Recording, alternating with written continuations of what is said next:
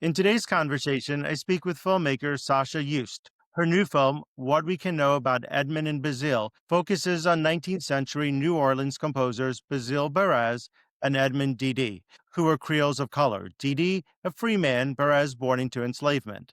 The world premiere of the film will be at the New Orleans Film Festival in October. To talk about the film is director Sascha Just. Welcome, Sasha. Hi, nice to meet you. Thank you for having me. You're very welcome. I watched the film and I really enjoyed it. I learned a lot about this time period and I wanted to know, why make this film? Why make it now? Well, I'm in love with New Orleans, have been for a long time. I have made other films in New Orleans, and particularly about one of the great pianists of this region and of the US, actually, Ellis Marsalis Jr. And through him, I really was introduced into this world of music and music history in New Orleans and the complexity of it. And so I also came across Basile Barres and the classical and then the operatic traditions of the cities that are not that well known. And yeah, I have a way of falling in love with my protagonists. And so I fell very much in love, especially with Basile and what he accomplished. And yeah, I took some time and eventually I was able to make this film. I'm informed that the resolution to do it now was last year. And then I was lucky to be able to film also these great performances last January. And that's how it happened. I think that the topic is timeless. How long did it take you to make the film? Well, it took me years to actually get to it. So the research had been going on for years, but so then the planning started in, I would say, middle of last year. So it was very fast for my standards. And then we started filming in January and finished in May and finished the film over the summer. I was surprised we were able to do it this fast, but it worked out. How did you, when you met the characters, you go, I know you travel with them, you go watch them perform, you watch them perform his music, both of their musics, Edmund and Basile's. How did you find everybody? Well, I knew Oscar, the pianist, who's channeling and performing Basile's music for several years. That had also was part of the world that Ellis Marsalis introduced me to. Oscar is a renowned pianist in New Orleans, and we became friends over the years of me coming and going to New Orleans a lot. And along the way, I also met Giovanna Joseph, the artistic director of Opera Creole, and I heard about her doing this wonderful performance with Edmund Dede, and so it just all came together really nicely. And I have to say, New Orleans is magic on many levels, especially because once you sort of open the door to this music scene and world, there are so many connections and so many amazing things happening, and it just came together like that. One of the things I found fascinating in the film is that his operatic pieces were played to white and black audiences. I would think that because, and I think you address this in the film, that it's not exclusively white. So, what is so fascinating about this topic is that these operatic and classical traditions that were so prominent in New Orleans. I mean, the operatic history and importance of New Orleans has sort of been a little forgotten, right? It was really the home for opera in the U.S. And that before the Civil War, Black musicians were very much involved in this music, and that actually, and I think Giovanna Joseph explains that really well, that after the Reconstruction, when racial segregation is implemented drastically, then musicians of color are sort of pushed out of these particular venues, out of this world, and then out of the music of the classical music world. And then this myth develops based on that music can be divided into black and white, which it can't, because there are these contributions by Black musicians to classical music, and Edmund Dede and Basile Barres are sort of the examples, of that, who deserve more recognition. And I hope the film will achieve that. No, I think it does. How did Basile learn to play or to compose music? As he's enslaved, he is learning it. I think he becomes I would say free man at 15 or 16 years old. Where does he learn his his music? I think he was a little older when he was enslaved until the Civil War, until the Emancipation Proclamation, right? So I think he was in his early 20s actually. The film is called What We Can Know Okay. about Edmond and Basile because there are certain things we don't know and we cannot know because it wasn't documented. Which is in itself an interesting discussion, right? Why wasn't Okay. something documented and so on? And in Basile's case, what we know is that he was born into enslavement into the house of a Frenchman named Perrier who owned a music store. And apparently, Basile was set to work in this music store when he was a very small child, as was done at the time. And his brother, who was 4 years older, then followed him. And the owner of the store suddenly eventually realized that Basile had a talent. And what exactly took place then, I don't know, but he became a very busy employee in this music store and then also became a musician. And how the financial arrangements worked out, nobody knows. But he was playing all over town and also apparently was sometimes sent out for business while still enslaved. And he published his own music while still enslaved. So these are all very unique, I mean, unique settings in his life. I don't think that he's the only enslaved person who was able to publish music under his own name. So we don't know everything. We put things And together. while he's enslaved, he's trying to make a better life for himself. And he's turning to music to do that. And I just find that very interesting. For me, that was very moving. I think because to Yeah. me, it says, first of all, he realizes he has a talent, he's got something he can work with, and he's going to do the most and use it to the best of his abilities to make his life and and basically own himself, right? Because, and I think that Oscar explores that really nicely, that as an artist, you got something and you can, tap into yourself and nobody can own you for that. And then I think and what is also very moving, that is moving to me, but especially that the power of music that's in there, right? So there is the soul of this man is expressed through his music and the spirit he has and the courage he has. He wants to have a good life and he builds his own business. And after the Emancipation Proclamation, he opens his own shop, right? So, and keeps on playing music regardless. So And then courage. you see the pianos that he sells with his name still on it that people have still today. Yeah. Yeah. And Yeah. so he's And still in the city. that's so interesting. I'm glad. What do you hope people get out of seeing this film? When they watch this film, what do you want someone to walk away with? The desire to hear more of Edmund Dede's and Basile Barrès's music, number one. A real appreciation for the musicians who performed this music, the Louisiana Philharmonic Orchestra, the Ensemble Opera Creole, Oscar Rossignoli. I also would like them to be as basically, so to have the questions that you are asking or what you consider interesting about this, and look into the history more and be sort of open about understanding the complexity of enslavement, because I think we sometimes think of it in very simplistic terms, but there were individuals who somehow tried to make their lives and create some personal freedom within the extreme restrictions that they were under. And that tells us something about the human spirit. And I feel, as horrible as that is, as the circumstances were, I would like people to also feel inspired and encouraged by it, because to me it was inspiring and encouraging, while it is also heartbreaking that people went through this. So that mixture is what I hope people will get. We can only hope they have such a strong emotional response to all of that. You see when people are watching his music and they fill up at that, and when I was watching the film, you see how happy people are to watch it and to see it.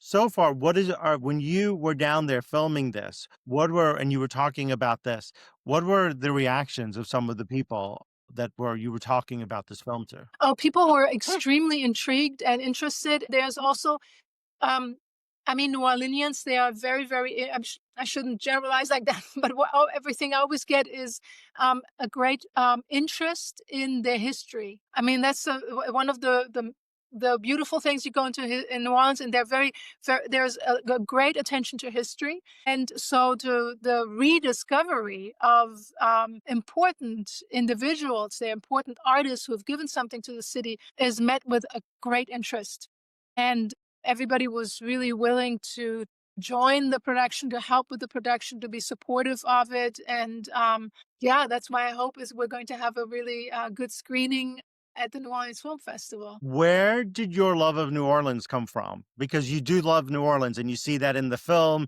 You did the film Elias before, which is all about New Orleans. So where's your love of New Orleans coming from? Well, started going back to my personal roots. I grew up in Berlin and I'm Germany, and I'm became a music lover there. And I saw a lot of films about the US and they had music in it that I thought were just really compelling to me. And I came to move to New York to do that, to make films about this. And then if you like jazz or the music that we call jazz that's related to these genres, then you look to New Orleans. And at some point I had the chance to visit, and that was in 2011, my first time. And the first time moment I stepped sort of, into the city, I was like, it was just, I don't know, I was just taken by the feeling, the people, the atmosphere, and also the challenges and how people deal with challenges in the city. That was just all really worked for me. I haven't let go of that. What are some of the challenges? Well, when I came to New Orleans in 2011, aftermath of Katrina was still very strong, right? And so then after that, well, that's sort of ongoing issues. Then there is the issues with climate change causing the levees, so sort of causing the wetlands to be deteriorated, and people face more hurricanes and more destruction and evacuation issues. And then there are all kinds of issues with gentrifications and economic, and then there is, yeah, so it's like endless stuff, but somehow people seem to somehow cope, and there's a lot of, yeah, that's what I should say. People find a way to cope. You also did the film Swamp Birds, which is about coastal erosion in Louisiana. It seems like New Orleans, Louisiana, that whole area is where your love is. Yes, it is, very much so. And that was an interesting film to make. I did that for Arte, the French-German network. And it was really, I mean, going to these islands in front of the Louisiana coast and seeing how they have been flooded and how they're being restored. It was again this mixture of, oh my God, terrible things happening, and people are working on trying to make something out, to make improvements. Well, I think that that's the human spirit, right? And I think that's the human spirit you capture in this film. It's the human spirit.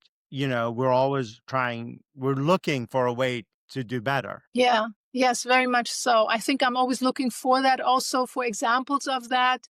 And I think a lot of that I find in New Orleans. Also in New York, where I live, but that's to answer the question, why New Orleans? That's it. Yeah. When you're looking at films, how do you decide what film to do? Because there were two films about New Orleans you made, or three, with you, if you would call Swamp Birds. When you're looking at films and deciding what film to make, how does where does your passion come from, and how do you decide which one you're going to do next? I really don't know. It comes to me, I see something, and then I want to know more about it. And when I start wanting to really know more about it, then I want to make a film about it, because that's for me, the best way of learning about it. And here I just had this feeling Basile is somebody, and Edmund Dede is somebody who deserve more than they have gotten. And I have the feeling I get the opportunity to make something that celebrates them, to do that does sort of sets the record straight. I feel that they were played a bad set of cards, and making a film that about them doesn't change that, but it gives a little something to them. A lot of their music wasn't played before, and I found that really interesting that it's now being played today. So that is something that I see is really interesting, that because of you and because you're doing this work, their music is now being shown to a wider audience, and it's being shown to a lot more people. Thank you for saying that. That's the hope, that's the goal for the film, and of course, it wouldn't be possible if the musicians, if the orchestra, if Opera Creole hadn't just set out to the really Herculean task to put these productions on stage, right? So, and I was fortunate to be able to document that, and then there, sort of from there, we disseminated more, and so we hope to have more sort of like snowball effect, kind of more views, more listening to these two wonderful composers. And true, I mean, Well, that's the hope that people all around the country, well, and even in the world, will listen to this music and walk away. You know, 100 years later, they wrote this music 100 years ago, and now it's getting its due. that's what I'm hoping for. That's really the goal, and yeah, Yeah. that's dry. Do you, hey, since you love New Orleans and you said you love New York, where's your place that you like to live better? New Orleans, or you want to move there, or you want to stay in New York? No, I want to stay in New York. New York is my chosen home, and I think it's beautiful to go to New Orleans. When you were meeting these characters, one of the things I found is what I was interested in is like everyone just seemed to was so excited to work with you in the film. They all wanted to tell their story. Like, and you see that from everybody who's there. They all want to tell the story of Edmund, Dede, and Basile Baraz. Everybody wants to tell their story. I'm so glad that's what comes across. I mean, I had a fantastic time with the protagonists, and I really, I love them very much. And maybe they feel that, and if that comes across, then that's, I mean, that's wonderful. Thank you. You're very welcome. I just wanted to say, when you're looking at films next, what do you want to do next? What is something that you're really interested in that you think, because you've touched climate change, you've touched New Orleans, you've touched enslavement. What is next for you? What film do you think that I need to do tomorrow? I have two topics I would like to do. One is in New York. Very much no history, no archival work, just really the way New York is right now. I think there is a lot to explore, and that's sort of just the beginning of developing something here right now. And then I also would like to do something about the Midwest. I think sort of going into the heart of what the US or other aspects of the US that I shouldn't say the heart, but some other aspects of the American life that I'm not that familiar with, but that I would like to explore. Maybe more rural, because I'm typically more in the How urban, but something more rural. That's interesting to me as well. How do you raising money must be a really hard project, and documentarians always tell you when they're making a film, finding the cash to do it is one of the hardest things to do. How do you find the money? It's really, really, really difficult, and I cannot even put into words how difficult it is. It's astonishing. Actually, it's every time it's astonishing how difficult it is. I was extremely fortunate that my film Ellis and now Edmund and Basile were both funded by cultural institutions in New Orleans, in particular the Jazz and Heritage Foundation and the New Orleans Tourism and Culture Grant. That has those institutions have been. There's also the Fertel Foundation. So, but they're all New Orleans foundations that have supported this film, and that seemed to have been the way for me. When you're starting your next film, do you start to panic, like I'm not going to find the funding, or do you just know, like somehow I'm going to find the funding and it's going to happen? I alternate between these two feelings. Oh my God, I'm not going to find funding. Yes, I will somehow do it. Yeah. There's, there's really no answer to this. It's the plight of filmmakers. I very often wish I was a poet sitting under the tree with a notepad, and that would be all I need. But it's not. Yeah, We need films that are out there, that are pushing the boundaries, that are challenging conventional wisdom, and that's what you do. I mean, that's one of the things that you need is to tell the story, because I was very surprised in the film to learn that when I think it was Basile Perez was playing, there were black and white audiences, yeah. and he was writing operatic pieces that black audiences were very interested in and were coming to listen to. And I would never have thought, I would think operatic is a very white audience.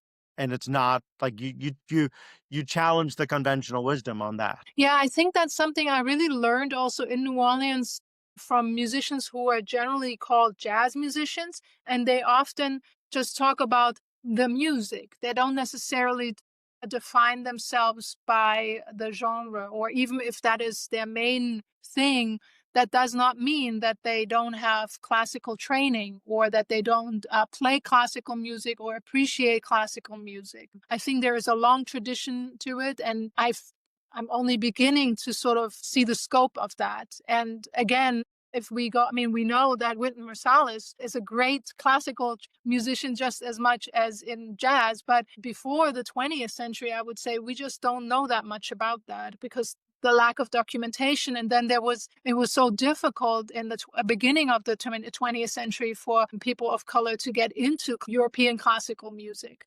There was so many restrictions. And that's why we have that idea. And I really feel this film gave me the opportunity, but also the film I made before about Alice Marsalis, that to learn more about that. And to share that, I think I'm glad you're finding it interesting. I find it very important as well because it gives us a fuller picture. I had the feeling learning about Basile was that, and about Dede was that our idea of music history was very limited, and now it's a little bigger. That's my feeling from my own learning experience. And that's the hope that you get from a film. You walk away learning more. You walk away challenging conventional wisdom and then understanding something that a lot of people did not know, or they learned something. You also did a film about food truck kings, Astoria. Tell me about that film. Because food trucks, I love good food truck. So do I. New York is, of course, full of them. And I did that also for the French German network Arte. And it was sort of a little love letter to New York and the immigrant culture we have here, because all the food trucks are basically run by immigrants, and they bring their home foods, their cuisine. And so the film follows a few of them as they are building their businesses, expanding their businesses, and we get a nice insight into specifically the neighborhood of Astoria in Queens, which is hub for food trucks. So I had a really great time filming this. What's your favorite food? What's your favorite food from the food truck? I like a lot of them, and if I say that I like one better than the other, my neighbors who are food truck owners might be mad at me. But I really, really like the Slovaki food. I like the falafel, and then I also really liked something from Tibet, almost this called dumplings, momo dumplings. They're very spicy, and I didn't have them before I started this film, which was, one another thing. I found something that I got to learn about something. And then as we start to wrap up here, and I'm thinking about the future, you're heading to New Orleans to show this film in October? Yes, October 24th, Friday. It's a great PM, great screening time. We have the premiere, the web premiere at the New Orleans Film Festival. And I'm currently in planning for a screening series of the film, and we're hoping for more festivals. We'll have to get that rolling and then screen the film far and wide.